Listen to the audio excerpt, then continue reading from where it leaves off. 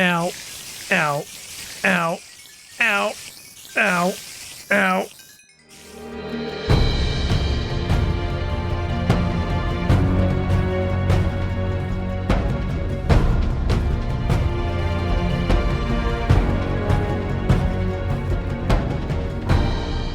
Welcome back everyone to Minecraft The Journey with me, BugmanCX, in this Minecraft snapshot 12W21A of this series called Minecraft The Journey, the series where we upgrade our survival world of Minecraft through all of the different releases of Minecraft from its various earliest beginnings all the way through to whatever the current modern day release will be whenever we get there in probably several decades at this rate. But here we are in my world, and look, my house is so clean and tidy, isn't it?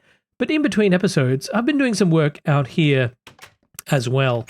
In the last episode, we built the barn over here, which is perfect for our villager trading setup. Look, we've got a little path going between these two locations as well. And I've also been doing a bit of gardening around here, a bit of tidying up. Got a nice little path going around the outside edges here and gradually just making this place look a whole lot better. But if we head inside here, you might notice that there are a lot more villagers in here now than there were when we were last here. Well, not so much over there, but have a look up here. We've got loads of different librarians, and then over this side as well, we've got these guys here who are all selling all sorts of things, bread, wheat, cookie.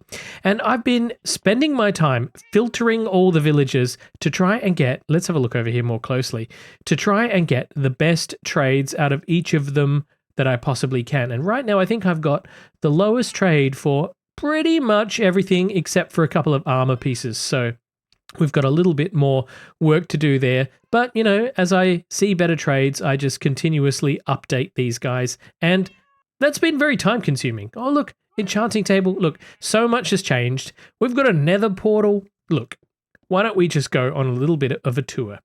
Here is the bridge, which extends between the barn and the villager breeder over there. And as you can see, it's looking quite different. It's a much bigger, bulkier bridge now. We've even got a pedestrian bridge over here. There's so much going on. I've added more and more sugarcane here because I realized that sugarcane is the best trade at the moment. Paper is so easy. All I have to do is just run through here and get as much sugarcane as I need. And in doing that, I can just turn it all into paper and trade it. Very, very easy. Also, oh, that's so loud in my ears. You'll also see that this area is looking considerably different now. Let's pop up here and I'll show you what's going on. This is the villager breeder, and I've enclosed it a little bit for the safety of my villagers and also added this rail sorting system here. And you might be wondering what this is all about. Well, I'll show you in a minute. And we've got a work area here so that I can keep myself busy and doing all the things that I need, storing things in chests and whatnot. And I've just generally been tidying up the area here. But as you can see inside of here, it's terribly, terribly full of villagers. In fact, if we look at F3, we've got, oh my gosh, 513 villagers in there at least. And they glitch. They glitch all the time. They glitch through the walls, glitch into the wrong places. Right there's supposed to be a button that I can press to get rid of all of the villagers that are in this corner, because this is a quick and convenient way of me reducing the numbers. Because something very strange is happening at the moment. Let's go up to the top here. You might recall how this works from the last episode, but up here I created a little village, and inside this box is a bunch of stone blocks, and the idea is that if I block off these doors, this will create a village, because in order for a village to exist, you must have a door and then skyblock access.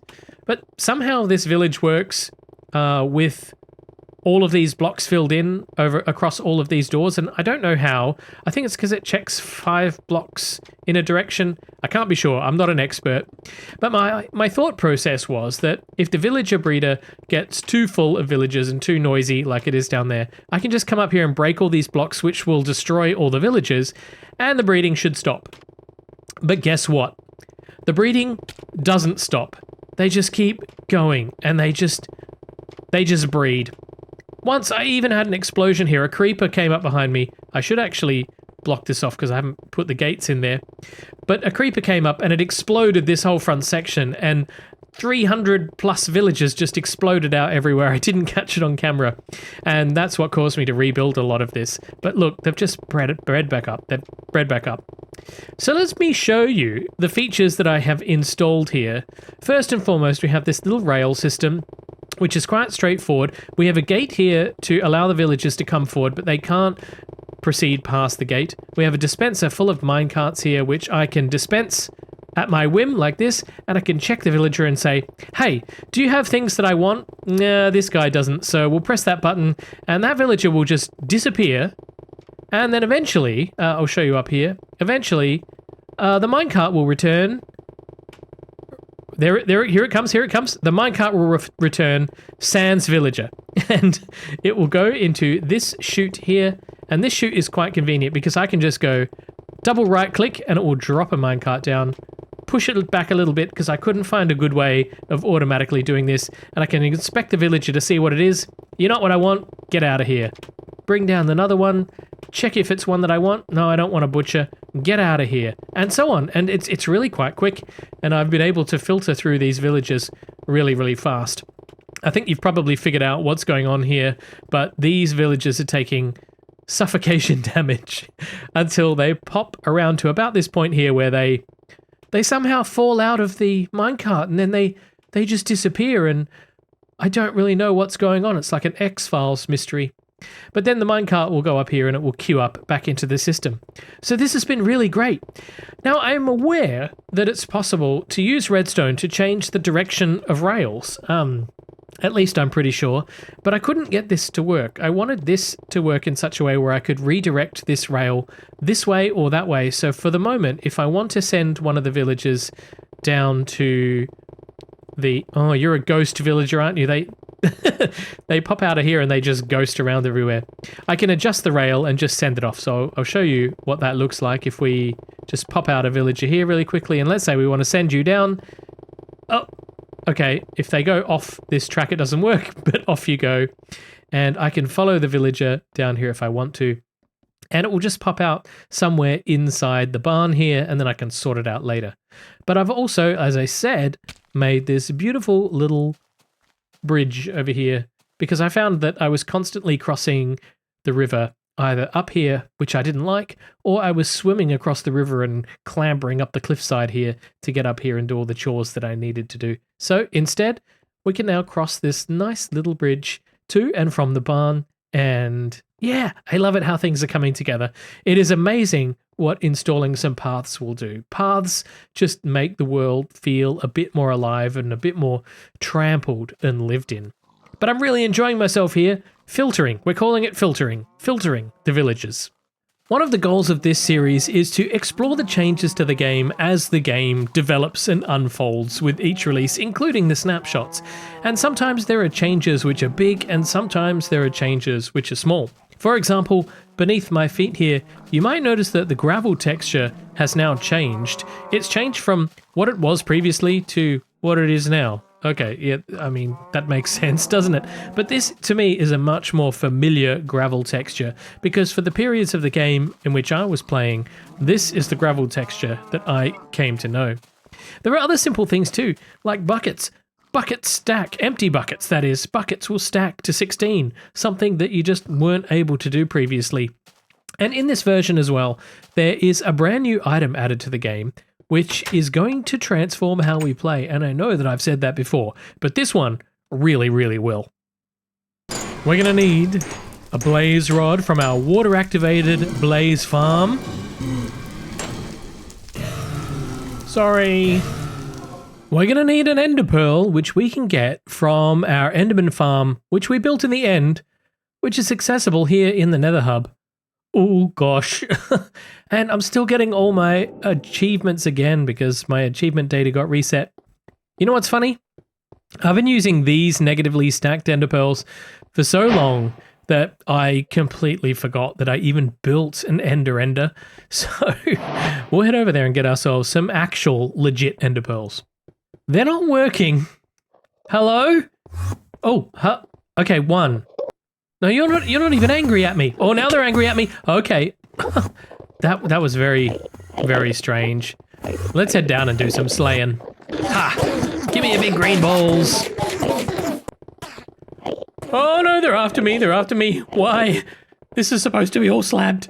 Oh, I think I'm gonna have to finish that roof. Ah! Ah! Ah!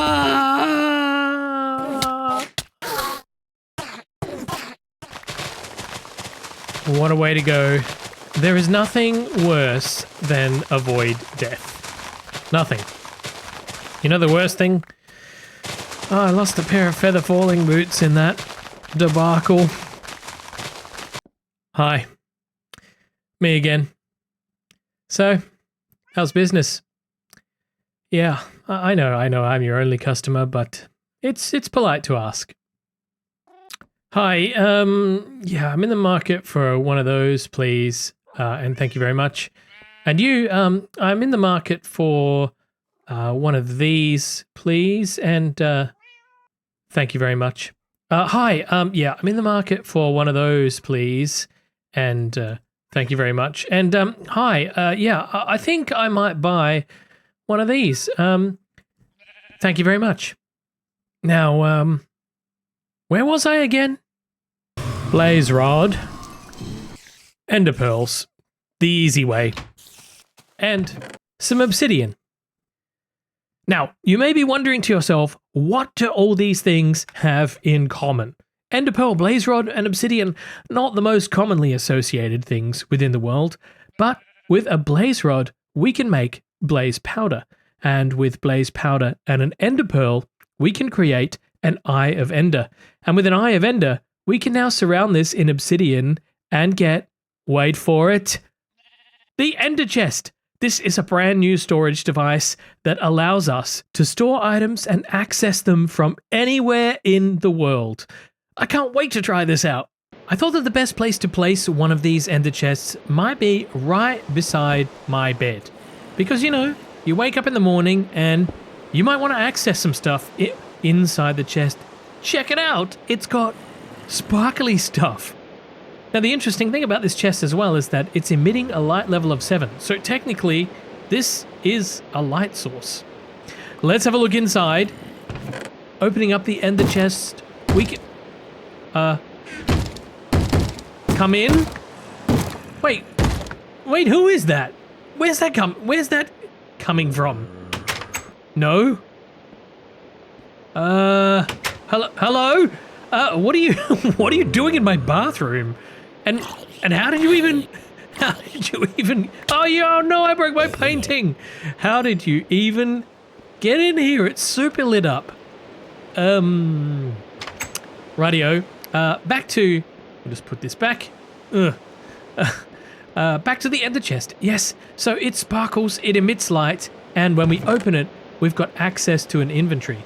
So right now, I think I might just populate it with all the ingredients necessary to create an ender chest. Then we need to do some experiments. The ender chest was added based on a user suggestion made by Soap Awake on Reddit. Their post was made on September 28, 2011, many months before the 1.3 snapshots. The idea was that the ender chest would be just like a regular chest, but it had a single inventory that could be accessed through any ender chest placed anywhere in the world.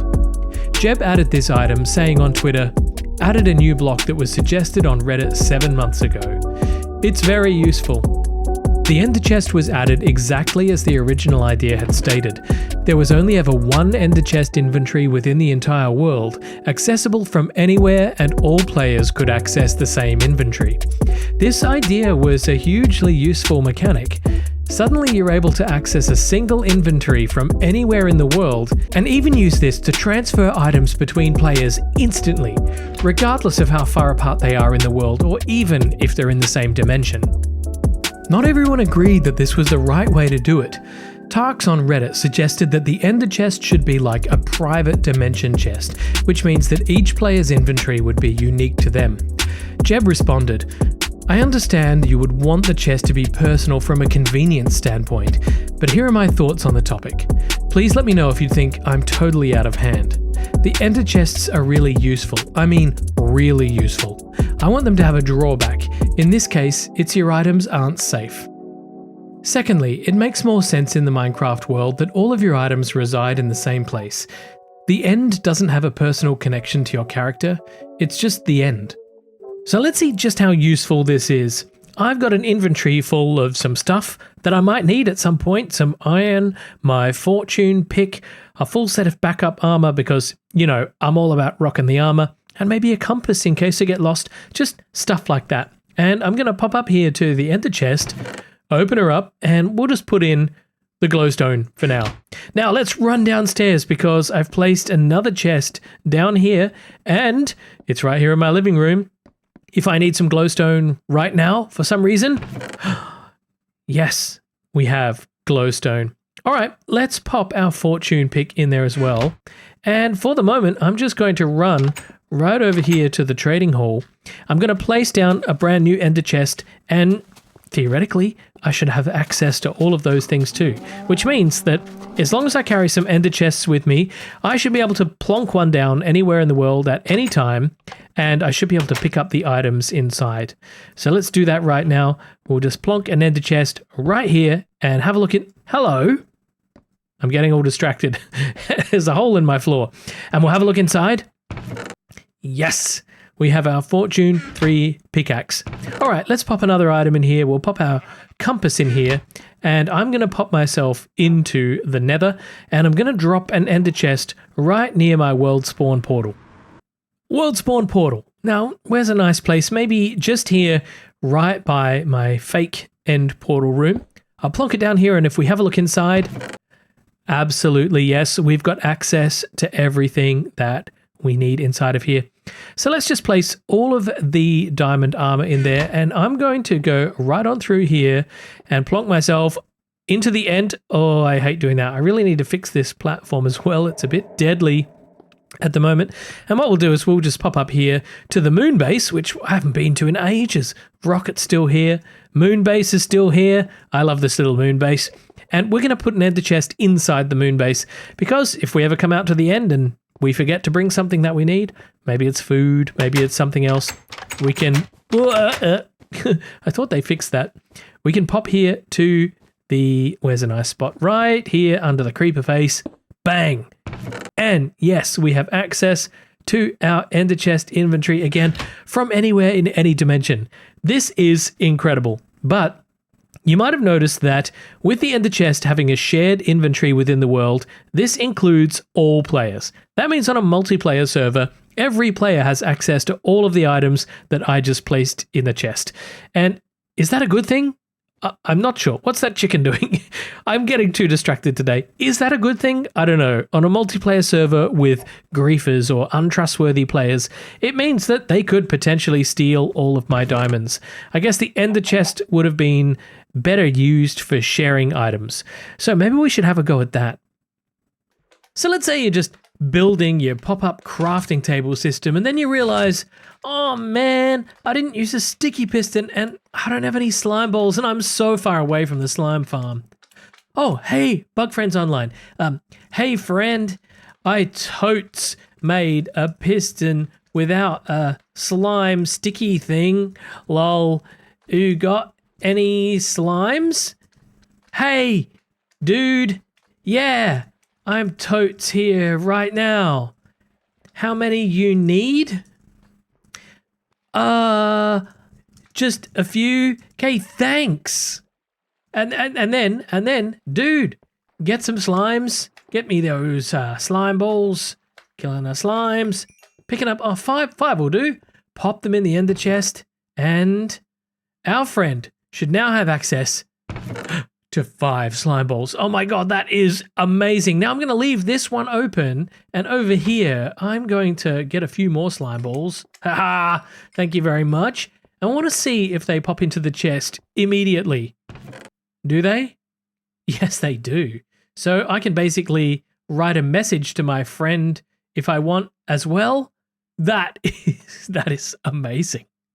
There's just one more test that I want to do before we finish up today, and that is to see which tools we can use with the ender chest.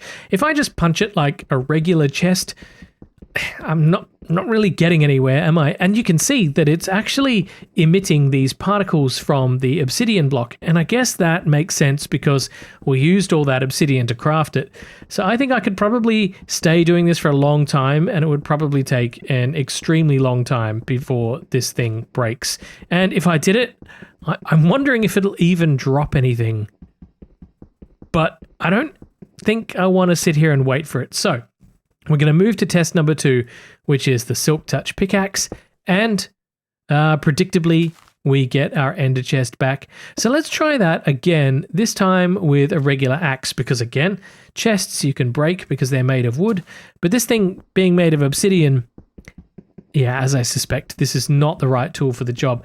But if we switch to our regular pickaxe here, I want to see if Silk Touch is a requirement or not, because, aha, it looks like I can just break these with a regular pickaxe, which is actually really handy if I don't have Silk Touch with me for any particular reason.